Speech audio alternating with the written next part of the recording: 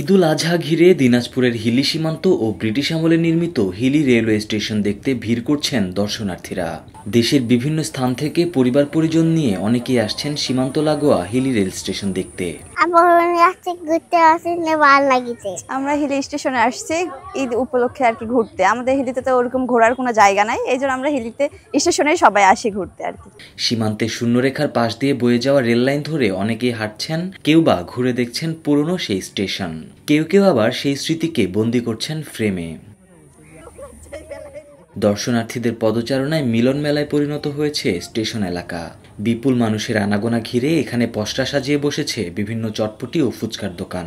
আমাদের এখানে দেখা যায় সুস্থ বিনোদনের প্রয়োজনে আমাদের এখানে কোনো রকম পার্ক নেই, তো বিধায় আমাদের এই রেল স্টেশনে আমাদের শুধুমাত্র আমরা স্থানীয়রা এখানে আড্ডা দেই না, দেখা যাচ্ছে দূর দূরান্ত থেকে আমাদের পার্শ্ববর্তী থানা বিরামপুর, পাঁচবিবি, এমনকি জয়পুর, আপনারা যদি একটু দেখেন তাহলে বিরামপুর শুধু নয়, আমাদের বগুড়া এবং বিভিন্ন অঞ্চল থেকে এখানে মানুষ আসে, শুধু বর্ডার দেখার জন্য নয়।